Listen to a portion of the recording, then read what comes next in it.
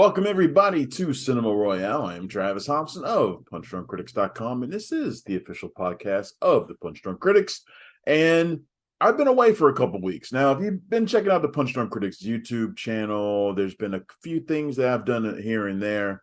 But in terms of like a proper episode of Cinema Royale, I haven't done one in a couple of weeks, not since the Star Wars Celebration update. So I wanted to come on here and just kind of pop in and do a review of a couple of films that I saw over the last couple of weeks. And I'm going to come back shortly after with a few more.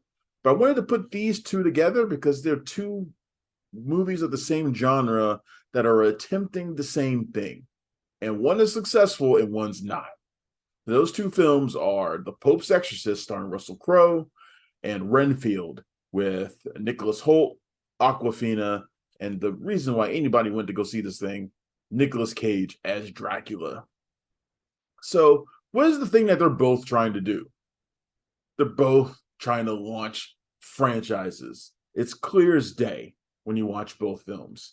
Now, The Pope's Exorcist finds Russell Crowe as a version of the real life Gabriel Amorth, who is the Vatican's who was the Vatican's top exorcist, with something like 100,000 exorcists to his name or something like that. Something ridiculous, right? So the movie is pretty straightforward in terms of exorcist movies. And I'll be honest, exorcism movies are not my favorite. I think they've all kind of got a been there, done that sort of thing going for them. And in some cases, The Pope's Exorcist is no different. Amorth finds himself wrapped up in a case involving, a kid who gets possessed by a demon, an evil demon, which causes the kid to talk in overly sexualized ways, curse a lot, be super vulgar and mean. And it's the same thing you've seen 100 times before. The thing that makes this a little bit different, besides the fact that Amorth is a real person,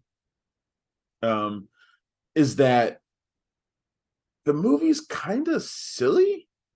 Like, it's not like overt.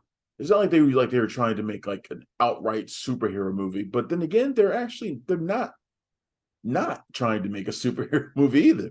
Because Amorth is he's kind of wide-cracking, he's kind of rebellious, he's got a bit of an edge to him.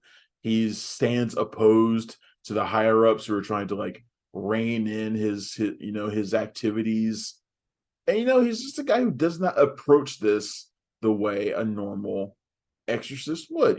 We always have an image of the exorcist, like he's usually an old guy, kind of buttoned up, who does things by the book, and then he gets killed or something, but that's not Russell Crowe's character. Russell Crowe's character is different. He's almost like, if I had to compare him to a character, he's kind of like John Constantine.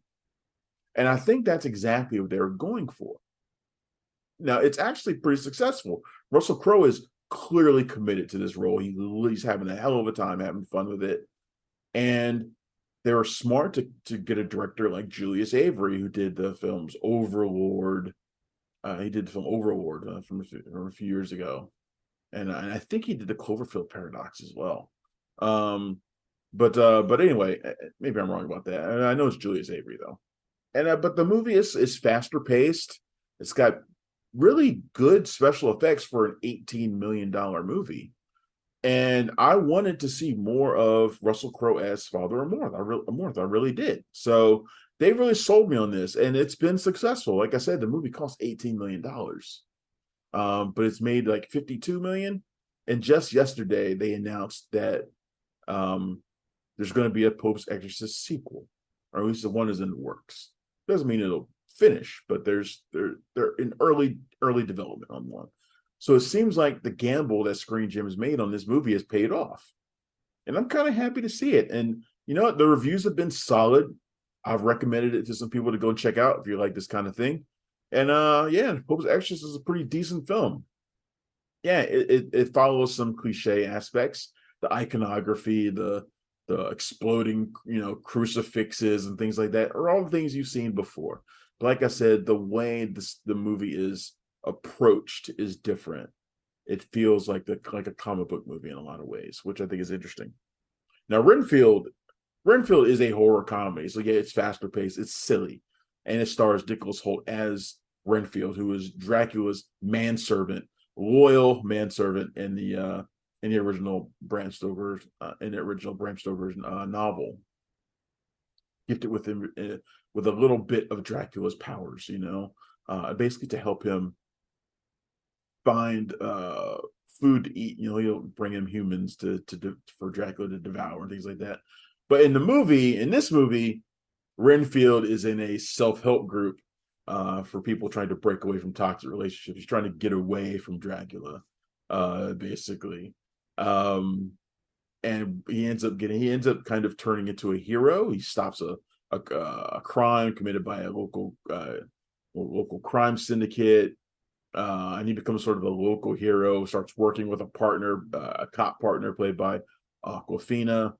And the movie's overtly goofy and silly, and you come to it really realizing that Nicolas Cage is the only good thing about it, as Dracula. But the problem is he's very much a supporting character in the movie. And so if you went to the movie specifically to see that, you got the over-the-top theatrical performance from Cage that you hope to see, and he's great and exactly the way you want him to be as Dracula. The problem is he's not there enough. And the rest of the movie doesn't really work without him.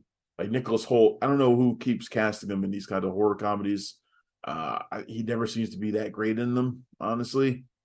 And Aquafina, as much as I like her, and I do, sometimes she can be a bit much. And she's kind of overwhelming in this. She overwhelms Nicholas Hoult for sure, to the point where he feels like the third most important person in this movie. There's all sorts of other stuff that gets thrown in here too, like a lot of stuff with the local gang. You got Shora Agdashlu in there, who's always great. She doesn't get nearly enough time with Nicolas Cage, by the way, because who doesn't want to see those two together?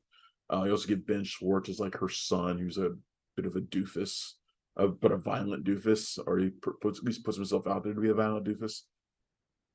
So this movie has all sorts of shit going on with it, and it's just not very good unless Nicolas Cage is there. But the way it's presented with Renfield as this sort of hero, when he eats bugs, he even gains superpowers, like Captain America fighting ability and super strength and all those types of weird crap. They're clearly presenting him to be as a sort of hero that can be carried on to future movies. The movie's even made directed by Chris McKay, who did the Lego Batman movie. So he knows about this sort of thing. And the story was created by Robert Kirkman, who created The Walking Dead. So you got these sort of comic booky elements to it, and you feel that in the movie, but it doesn't really work without Nicolas Cage.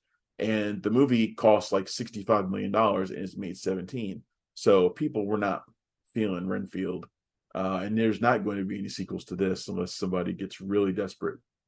Some studio head gets really desperate for content and they make one. But I don't think it's going to happen. So it's a shame that with these two movies attempting the same thing, only one of them could be successful. But that's the way it goes sometimes, man.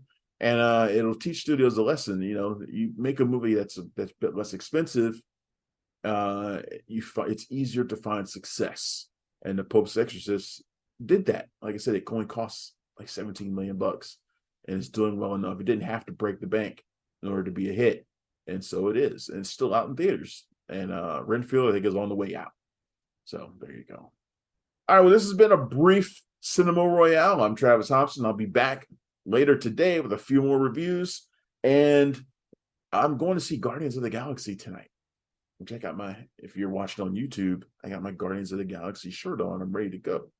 So I'm going to come back later this week with a review of that as well, because the embargo breaks tomorrow. So there'll be a lot more Cinema Royale coming up, and I apologize for the long delay in getting back. But keep following me. You keep following Cinema Royale anywhere you get your podcasts, or even better, you can find us on YouTube as well. Just look for the Punch Drunk Critics channel on YouTube. Like, share, and subscribe. We've really been growing lately on there as we've added more content, which is something that we really never really focused on for years. I mean, I didn't, and but we've changed that around, and now things are starting to turn around there, and I like that, and I appreciate that. I thank all of you for that. So thank you. All right, I will see you again soon. This has been Cinema Royale. I'm Travis Hobson. Bye. Thanks for checking out the show. If you like what we're laying down, please subscribe to our channel and click the bell to receive notifications for all of our latest stuff.